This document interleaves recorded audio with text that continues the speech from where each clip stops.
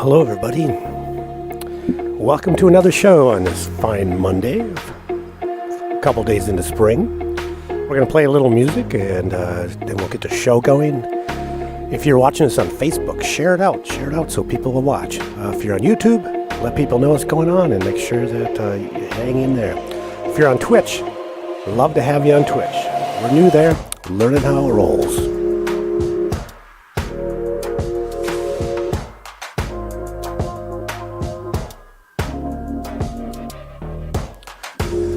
Hope you're all doing good. We are live streaming on Facebook, YouTube, and Twitch. Duke 1517 on YouTube, Mexican Crossing Lines on Twitch, and 88.1 Fargo Moorhead Radio on Facebook. We're everywhere.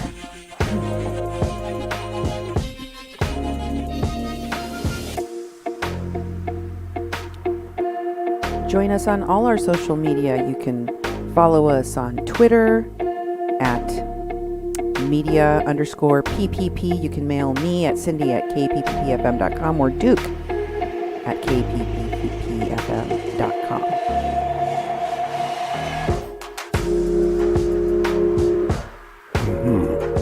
Well, we're about to roll.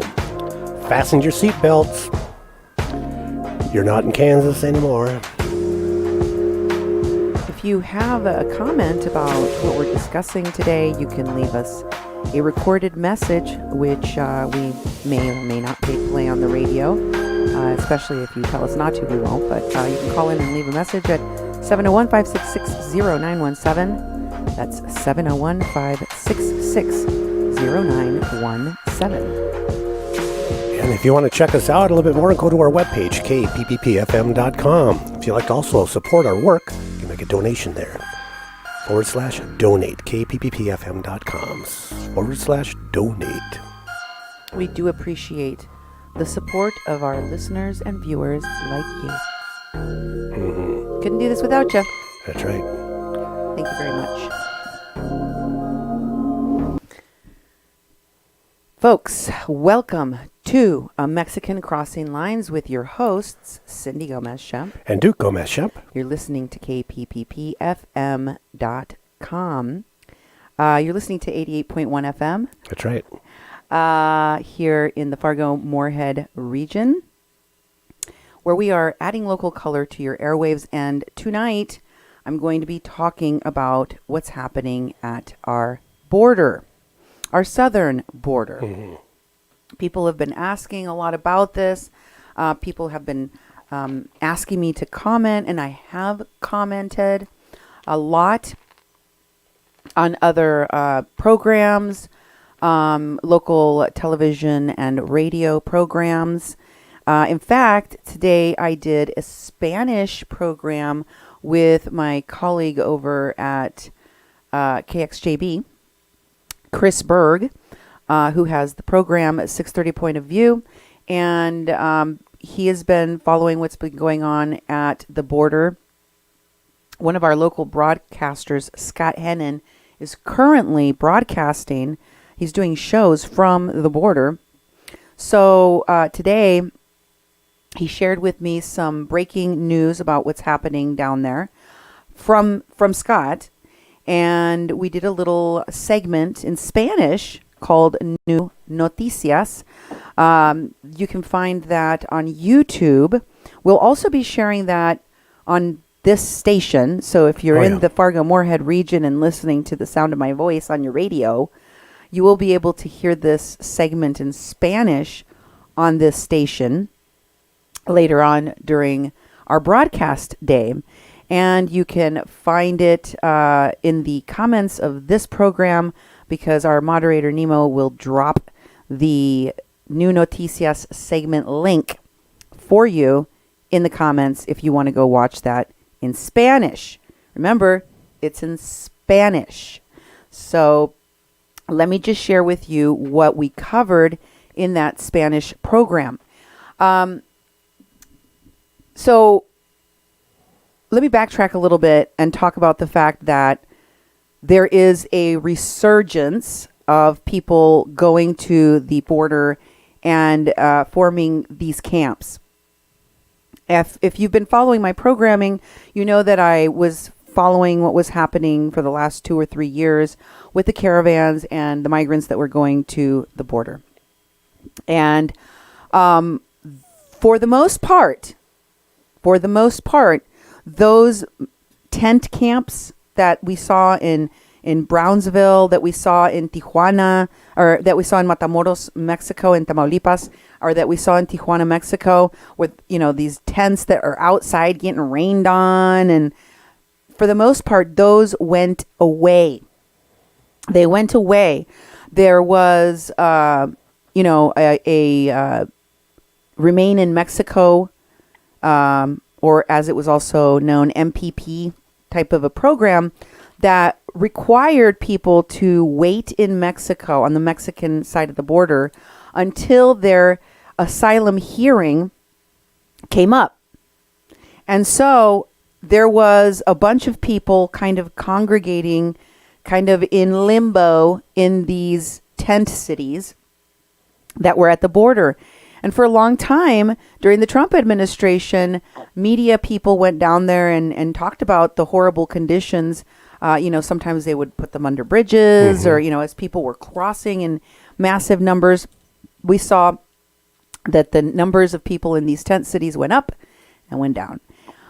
But as the years passed, those numbers kept going further and further down. And the people that used to be in those tent cities moved on, whether it was to get jobs in Mexico.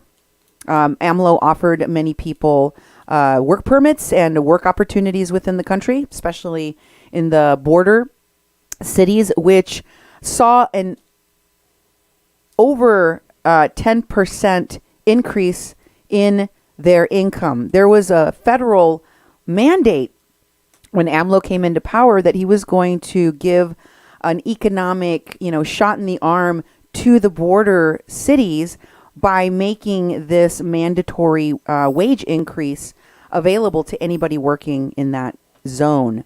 So this economic stimulus that President AMLO was trying to promote resulted in much more hiring of migrants, especially from these caravans around those areas, but also throughout Mexico.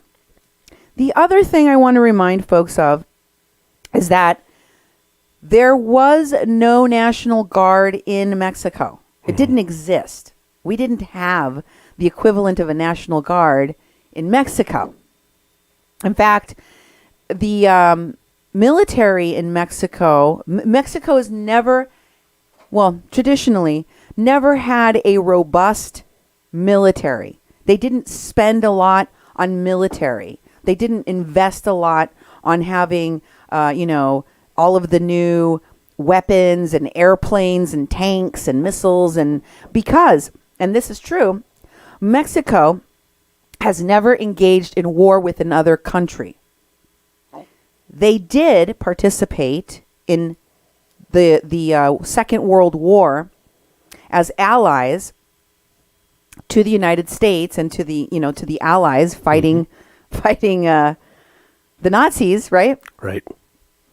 And in fact, there was a very famous squadron of airmen from Mexico that fought alongside the United States and was very instrumental in helping the United States win World War II. But that's not something that they even teach in schools here. It's not something that is typical of Mexico being involved in people's foreign wars, going and fighting alongside other countries as they fight back tyranny of any sort. It just didn't happen. It never happened. So Mexico did not put a lot of investment into their military programs until there was a very swift uptick after Ronald Reagan. There was an increase in sending weapons to Mexico. I'm sure that you guys heard about Fast and Furious under the Clinton scandal, where they were sending guns into Mexico, and a lot of these guns ended up in the hands of the cartels. Under President Calderon, who used to have very strong military ties, there was a huge war against drugs and against the cartels, which resulted in more deaths of Mexicans, disappearances of Mexicans, and destruction of businesses in Mexico than if there had been a war. So there was an increase, and the United States and Israel have partnered with Mexico to increase its military might and power over the last 20 years, more so than ever before in the history of Mexico. And for the first time in Mexico, they used the National Guard not to provide humanitarian aid or disaster relief in places where there was a mudslide or a hurricane or something like what Mexicans have traditionally seen as the role of military.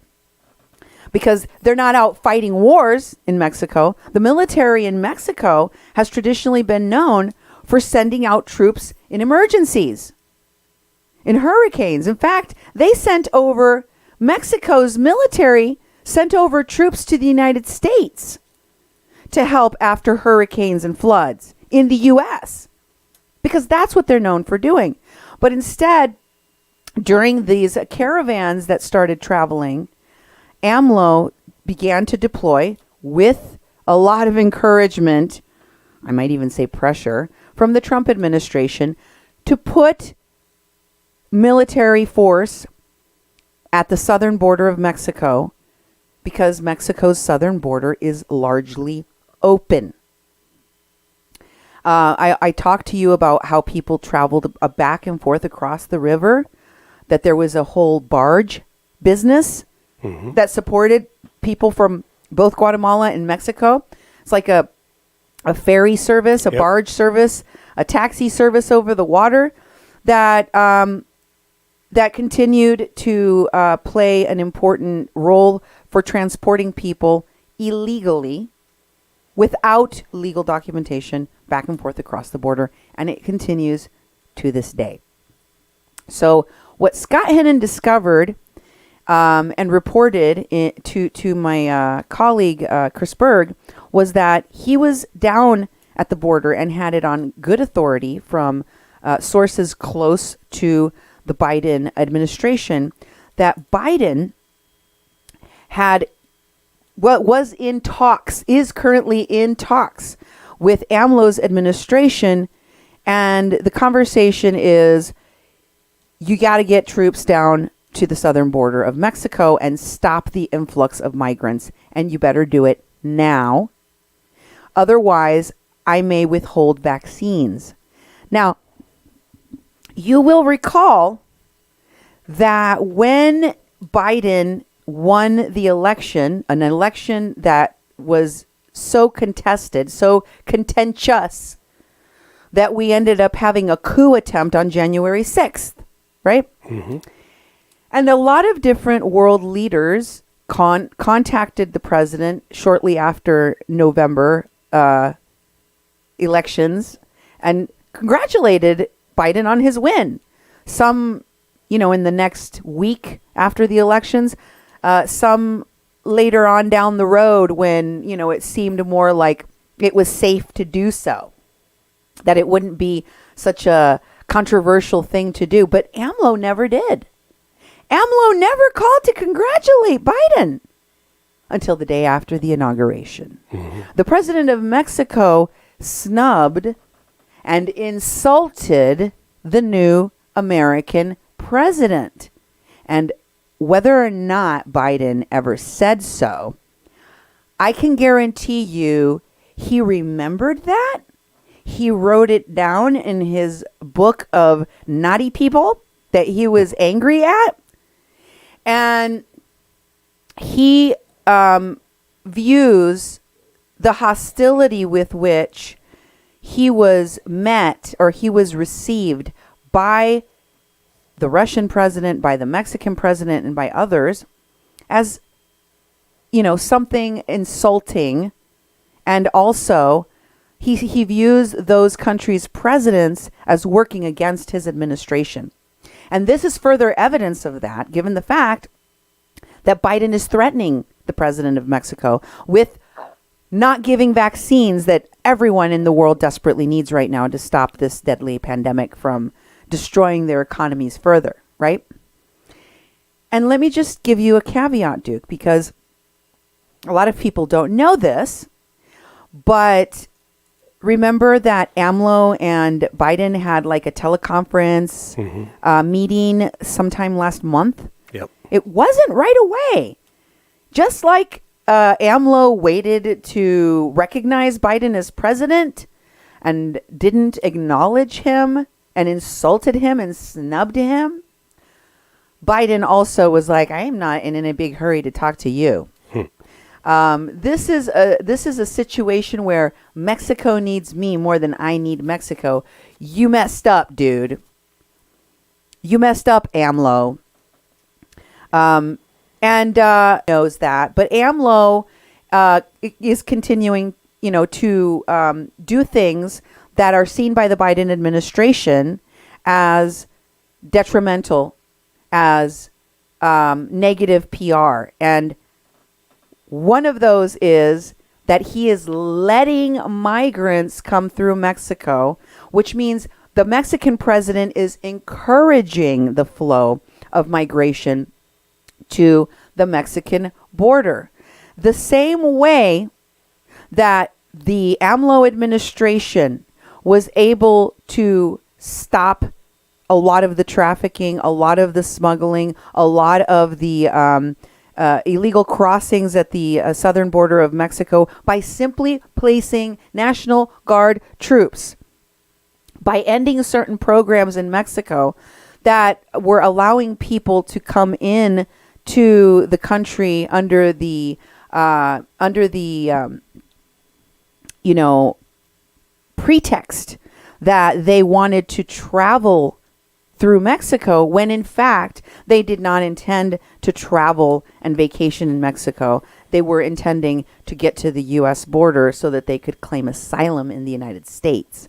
And so, by ending a lot of loopholes that people had found in order to get in and to have legal passage through Mexico, to travel all the way to the northern border of Mexico and try to get into the United States, AMLO effectively reduced the amount of people that were traveling.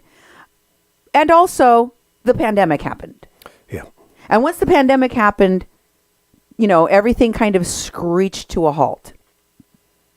So, for the people that are looking at this border and what's happening at the border and saying, Cindy, there's a crisis at the border. We got to pay attention to what's happening at the border. Americans understand that we have a lot of stuff that we need to focus on right now. Mm-hmm. I don't think that this issue of what's happening at the border of migration itself can be seen in these black and white terms that many Americans and people in other countries want to paint it in. Most people don't know enough about immigration law, which is very, very complicated. Most people don't know about the history of migration, the way that migration has happened, the way that smuggling has always occurred. And so it's easy for that, the way that we have treated people in detention centers, the way that we have caged kids and separated them from their families. And it has been an ongoing problem for decades. It's not about one administration or one political party. It is my opinion and view of the historic way in which Democrats, Republicans, independents, Americans, you name it, whatever stripes they come from, have always depended on a cheap, expendable, disposable, black market slave labor. Always. They've always needed it. They've always depended on it. No matter what party you're talking to, they defend it. Republicans are no better. In fact, let me take that back. Republicans, at least during the Reagan administration, were one of the only true allies to migration and to finding a pathway to citizenship for millions and millions and millions of Mexicans. They delivered on the promise, on the dream, on the hope in a way no party had ever done and really hasn't done since. Although Biden says he is now going to create laws and pathways for citizenship that will result in 11 million undocumented people having a pathway to becoming citizens of this country. Wait and see. Exactly. Once again, I will say I'm not going to hold my breath as I wait for these things to pass. But we have to be honest about what happened. And the reason I say I'm not going to wait and I'm not going to hold my breath and believe anything that this president is saying about what he is going to do or not do with regards to immigration is because he's lying. He's lying right now. He is backtracking, he is backpedaling, and he is trying to take back what he said about people coming to America.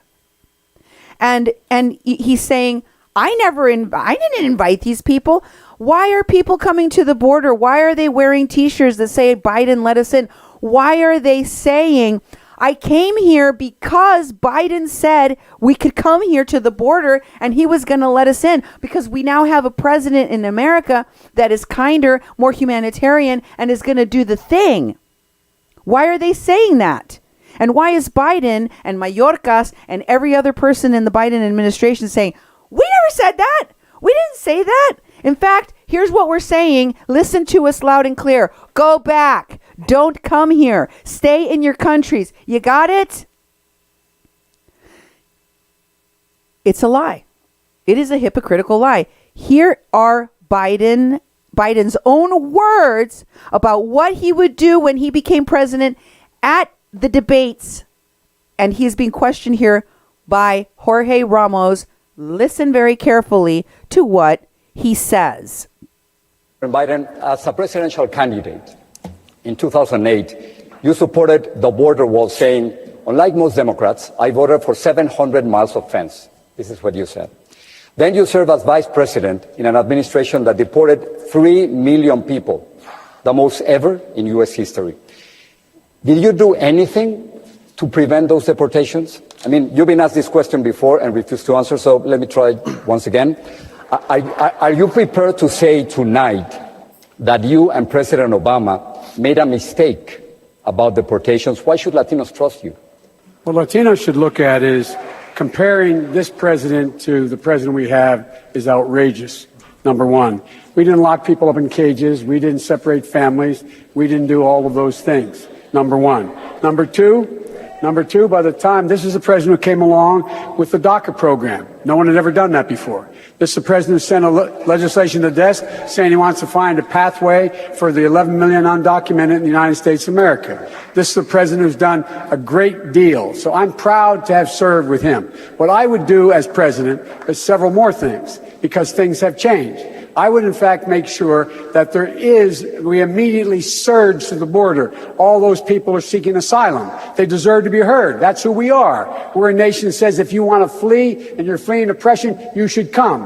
I would change the order that the president just changed, saying women who were being beaten and abused could no longer claim that as a reason for asylum. And by the way, retrospectively, the 25th anniversary of the Violence Against Women Act is up. The Republican Congress has not reauthorized it. Let's put pressure on them to pass the Violence Against Women Act now. But then we'll go back. You didn't answer the question. Well, did you make a mistake with those deportations?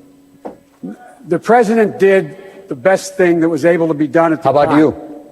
I'm the vice president of the United States. Secretary Castro. Okay. So just to recap what he said there about migrating, about the people that were asking for asylum. And I hate to belabor the point, but I think it's important for people who don't understand immigration law to understand that claiming asylum and being qualifying under current immigration rules and laws, is so difficult that less than 10% of the people that request it are granted asylum. It's actually closer to between 3 and 7%. That's more accurate. But I'm going to give it wide berth and say less than 10% to be very generous, okay? To be very extremely generous. And the people that were training or suggesting or, assisting, quote unquote, people at the border to request asylum were operating under the knowledge that for a vast majority of the migrants that are coming to the border, this request represented them being able to take advantage of a loophole in our laws. No, they don't qualify for asylum. The people assisting know that. The American activists know that. The lawyers know that. And the migrants know that. And the smugglers know that. Everybody knows the obvious thing. A vast majority of these people do not qualify for asylum and will not get it. So why does everyone say, why did the president say during the debates when he was asked about that, why did he say everyone should be able to come here? This is a quote. He said, I would, in fact, make sure that there is, we immediately surge to the border. Surge to the border. All those people seeking asylum, they deserve to be heard. That's who we are. We are a nation that says if you want to flee and you are fleeing oppression, you should come. That's a very different message than what he's saying now. Exactly. Right? Yep. What do you think, Duke? Well, I think that it's really confusing that they're downplaying this message that was what he ran on, and also because he's going to take it back. Well, and also it's like he was speaking as I heard him speak in the debate. He was speaking about, this country has stood for, give us your tired, and immigrants have been coming to this country ever since Europeans came to this country and conquered the indigenous people, and so he's like, just we've got to get back to those roots that we actually give people a fair case, but. He's now it's exact opposite message. So I don't understand why they're doing that. They're denying that they actually said come. They're denying that we actually have policies that people could get in. They don't want anyone to try. I don't understand what this strategy is all about. Listen, whether or not America has been welcoming to immigrants or is a nation of immigrants is a separate issue than seeking asylum. Okay? Mm-hmm. Two different things. We can both be the America with the Statue of Liberty that, faced the new immigrants coming into Ellis Island, or the land that has the most diversity of people from all over the world, the melting pot, and also be a country that has asylum laws that prevent a vast majority of the people requesting asylum from getting it. Asylum is not, citizenship. It's not migration. It's a very specific niche part of immigration authority that grants people in extreme cases of imminent death and danger a place to be. One of the presidents of Mexico, the first indigenous president of Mexico, Benito Juarez, was granted asylum in the United States for a period of time. Why? Because they wanted to assassinate him. And he was he was going to be a political prisoner.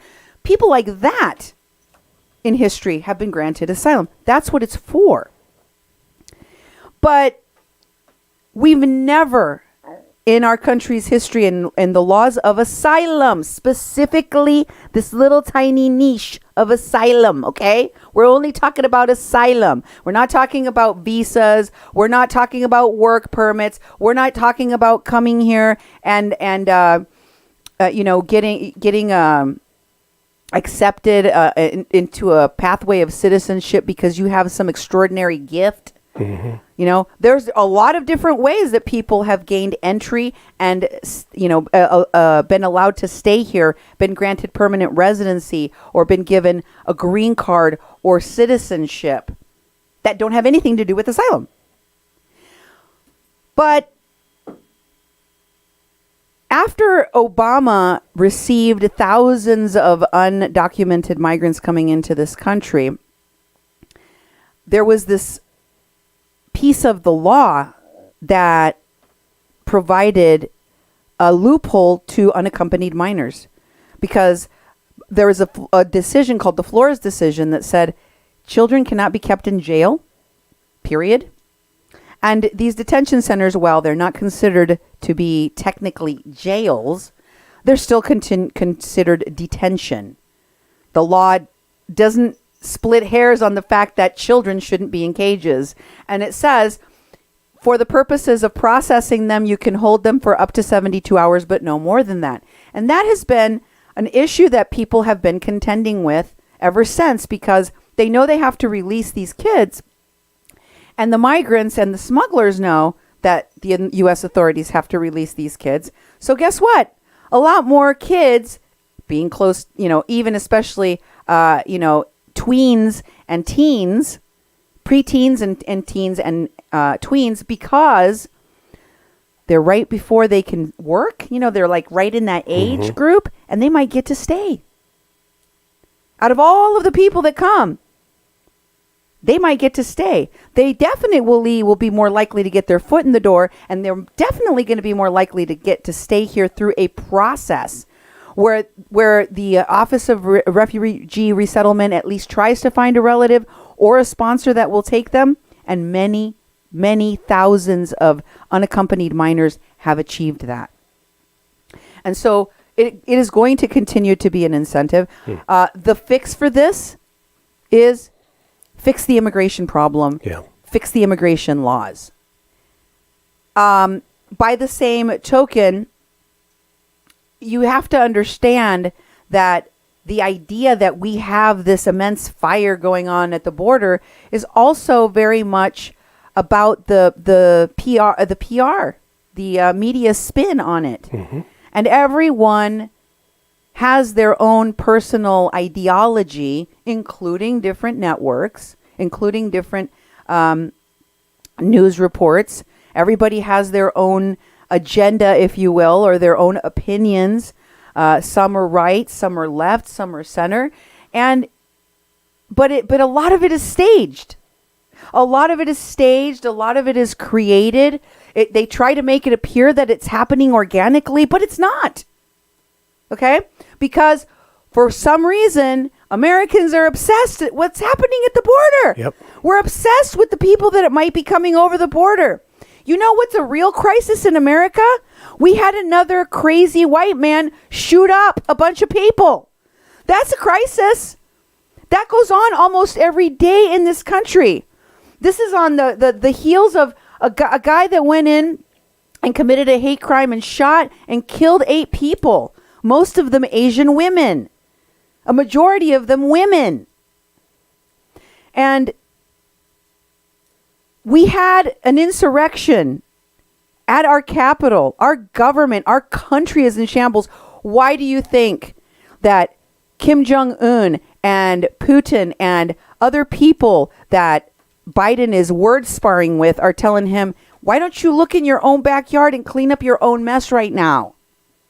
Instead of worrying about what's going on over here and running around saying, America's back, Jack.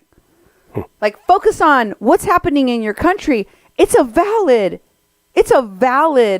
pushback on Americans to look within our own borders at the craziness of what's going on within our country.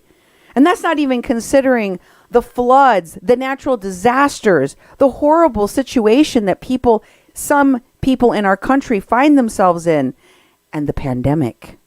I mean, Miami Beach just declared its a state of emergency because of all of the crazy spring breakers that Ron DeSantis is allowing to run rampant in Florida. We have a lot of problems in America. that can be considered a crisis, a chaos. And they have nothing to do with the border. Nothing. But you want to talk about the border? Let's talk about the border. Let's talk about what's really going on at the border, because we can talk about it, but we need to tell the truth. That's what we need to do. Whether it's Democrats or Republicans, you got to start telling the people the truth about what's really going on. Here's a report from CNN. I just want to illustrate to you how things are staged, okay? Here's a reporter from CNN talking about what's happening at the border. I want you to listen for a minute to what the report is about, how it's being framed. Tonight, the White House trying to reduce the dramatic surge of unaccompanied migrant children at the southern border by terminating a Trump-era policy that it says discouraged potential sponsors of these children from coming forward out of fear they'd be reported to immigration officials as maybe they were undocumented. The move comes as a record number of unaccompanied children. Now more than 3,700 are in Border Patrol custody. We have a special investigation tonight with Ed Lavandera out front. As the sun sets on the Rio Grande, our boat winds its way through the deep bends of the river that separates Texas from Mexico near the town of Hidalgo. That's when we stumble across a group of migrants loading into a raft. Soy amigos. Hey. No enemigo. No, we're good. Our group eases the tension. A few men appear to lead the raft full of parents and young children to the U.S. side.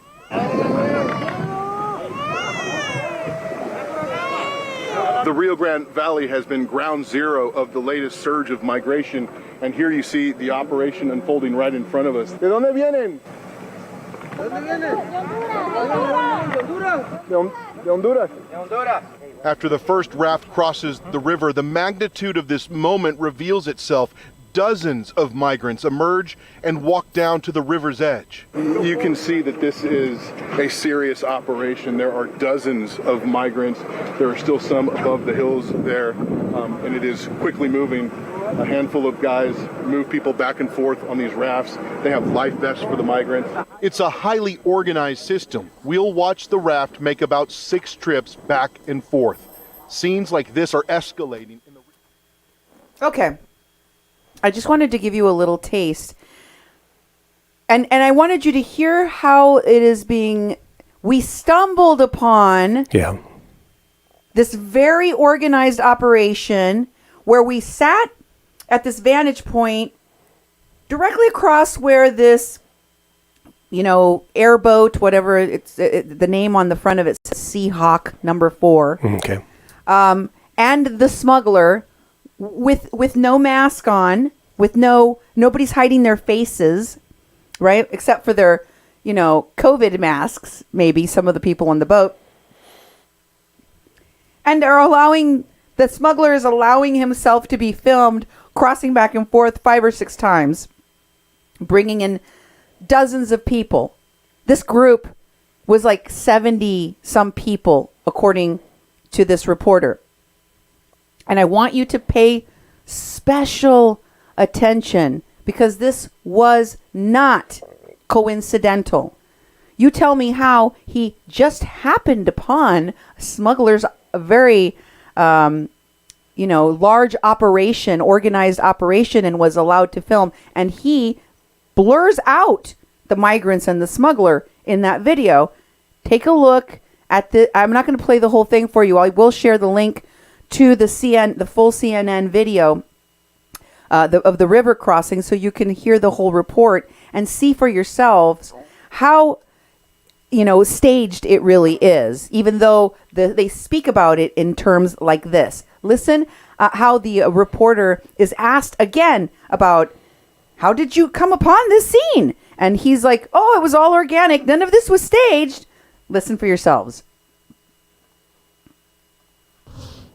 I mean, Ed, it is extraordinary as we watch this. You're saying that you watched them go across, and I believe you said you watched them sort of ferry migrants over at least 6 times. I mean, it's incredible video. So I just want to show it as you're speaking again here. So tell me how this happened. You're just sailing along and you come across this. And then what happened to the people that you saw crossing over, illegally?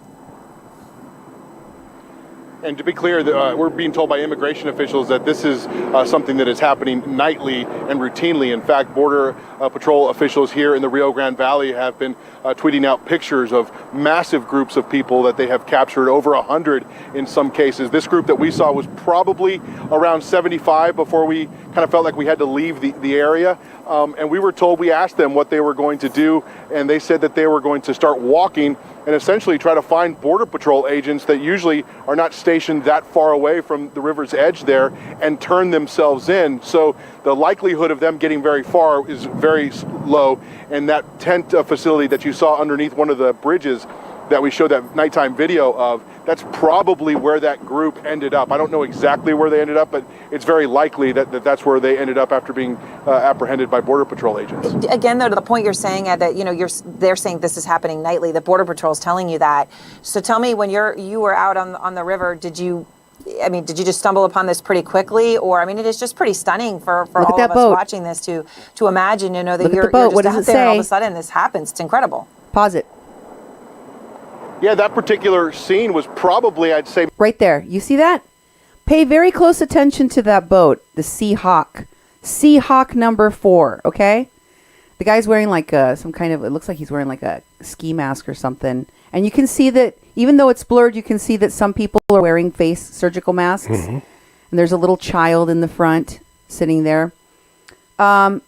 This exact video, on the same date that CNN put this story out, someone else was there filming on the other side where this reporter was, right across from where the smuggler was driving his boat across the border, waiting for the people to get out on the other side and film them. And you know where this film came from? This video... It's the same exact people that you just saw there pouring down the hill to get into this boat. It was featured on this page called American Up. Okay? The same video. Look at the picture right there of the Seahawk number 4. Can you see that boat? Do you see the guy? He's wearing the same clothes. Take a look at the smuggler in the front there. He's got that... mask on his face. He's wearing a gray looking type of a shirt. And the boat is the Seahawk number 4. Did you pay attention to the video from CNN? The guy's wearing the same exact clothes. It's on the same exact date. And if you look at this page, the person broadcasting on this page is Paloma for Trump. The person that has been posting videos of what's going on at the border is Paloma for Trump. You see that? Mm-hmm. It says right there. Most of the videos, if not all of the videos, are being taken by her in the different camps, in the different, border scenes, including on this particular day. And let me just show you that video. This is the same scene that was in the CNN reporting, just from American Up's vantage point. Here's that video. And you see the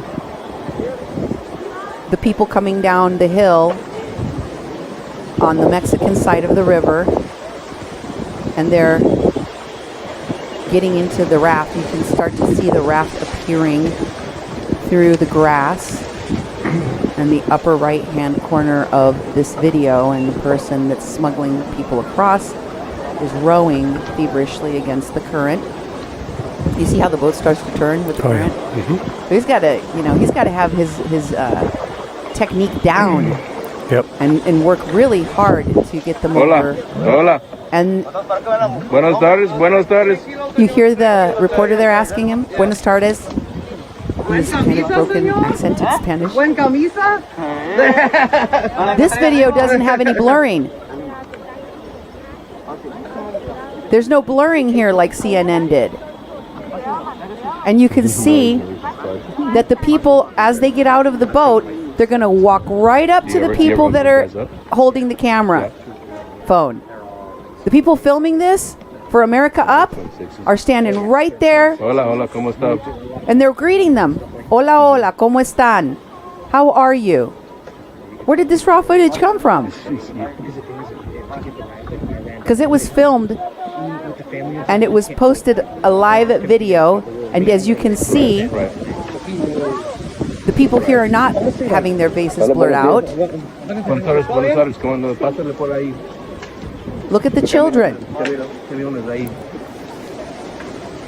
Some of the people have masks on. Some of the people do not have masks on.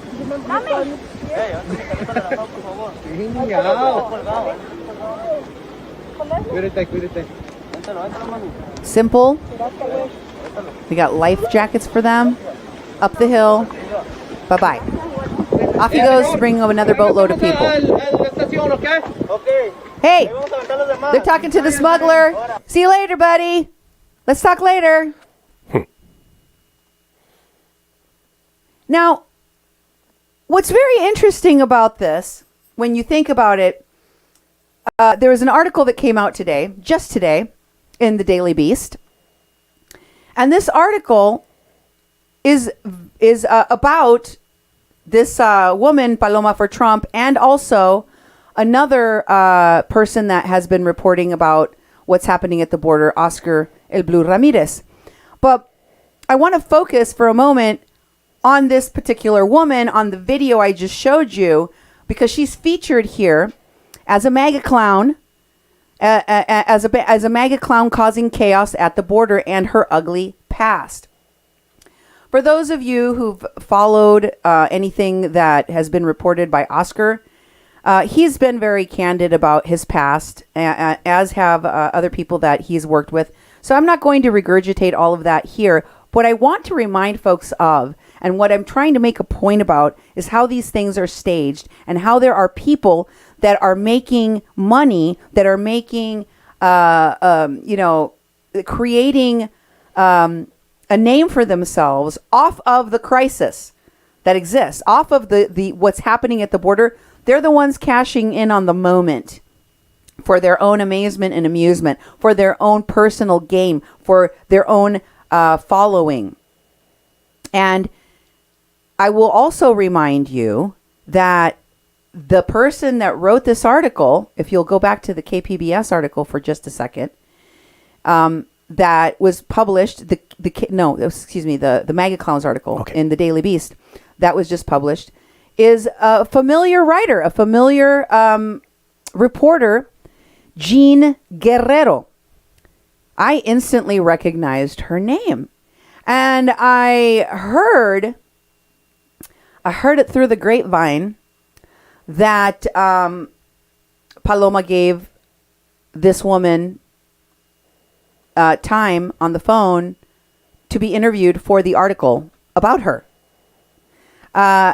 She may not be very happy about the article that came out, but in truth, the way that it is being presented is that,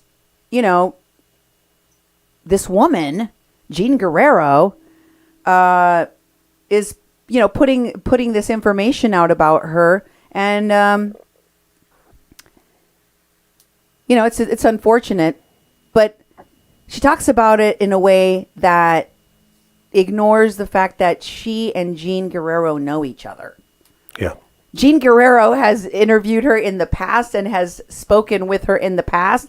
And Paloma has been right there where things are being staged for the media.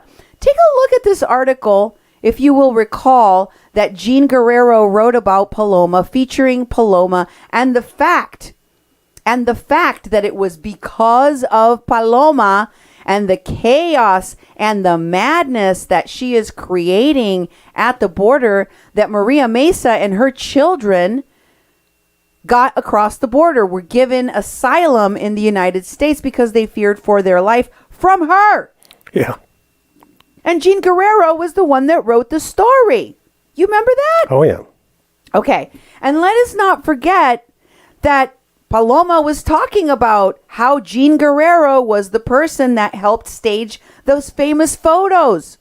The famous photos of Maria Mesa running through the tear gas at the border with her children. Here's from Paloma for Trump's page the conversation she is having regarding Jean Guerrero. And it says, regarding Jean Guerrero, it seems that Maria and the kids had a handler for their photo shoots. And guess who was the hand-picked photographer? Jean. Hold on, I'll send you a screen grab. And then Paloma says, thank you for the message. She not only knew that she was there, Paloma posted pictures that she took of the staging of those photos. And then she went and interviewed Maria Mesa in the rain, if you will recall, and asked her questions about the photographer and asked her questions about what happened, and then failed to translate, oops, I can't speak English anymore, and explained to you that the photographer had bought her food and had given her a tent and had given her other things. She didn't say that, even though I translated for you very clearly that she said that a Chino, actually he was Korean, I believe, a Korean photographer, had done these things for her. And Jean Guerrero has not only been around these issues and have been talking about this for a while. We can't say that Jean Guerrero is the most objective. I mean, couldn't we call her an activist reporter? Maybe. Why don't you decide? Here are some of her Twitter posts. Take a look here at the Twitter posts that talk about the Honduran woman by Jean Guerrero. This is Maria Mesa, the Honduran woman whose image went viral after she fled tear gas fired by the U.S. authorities near San Diego border, was released on parole with her 5 kids and must report to ICE on January 3rd. I don't want to talk. I'm nervous. She is a writer for KPBS, if you will recall. And if you scroll down, she's got a picture of the woman and her 5 children in a taxi. These are all being filmed on December 21st by said reporter Jean Guerrero at the border as the members of Congress, as the crooked lawyers from al otro lado, and as this reporter were all there to capture these moments. Okay? So that's what's really going on with this reporter that has, tweeted about and talked about these events, which are clearly staged. And they happen to have the Congress members there, and the lawyers there, and the reporters there, and the so-called influencers, or in this case, as they were called in the Daily Beast, the mega clowns, that are there to report, that are there to tell you, right? And just to keep everything fresh in your memory, this is the same person who was hanging out with a known smuggler who was arrested for assaulting police officers in Tijuana. That crazy lady. Oh, yeah. She had 2 names. She lied about her identity because she's a criminal smuggler. Mm-hmm. And then, of course, the now deceased cartel-connected smuggler, criminal Ivan Riebling, who she was also famously photographed next to. So there are a lot of swirling and continuing questions about people like this one. And I would say to keep your eyes open for the staging and the placing of information. And think for yourselves. There is a crisis in this country. It's just not necessarily the one at the border. Is there problems at the border? Yeah, there always has been. They're morphing and they are changing, but there's problems all over this country. It's not just at the border. This is a slow-moving car crash, train crash that has been going on for decades. And do we need to solve it? Yes, we need to solve it. But we got a lot of other fish to fry in this country too. So there is a more balanced, objective view of what is going on. And yes, keep your eye out for the fraudsters, the liars, and the media people who are placing stories to agitate you in the media. That's all I have for you tonight here on A Mexican Crossing Lines with your hosts, Cindy Gomez-Schempp and Duke Gomez-Schempp. You're listening to 88.1 FM KPPPLP Fargo Moorhead, where we are adding local color to your airwaves. Get vaccinated. Keep washing your hands. Have a great night. God bless. Good night, folks. Thank you for showing up for the show. Good night. Buenas noches.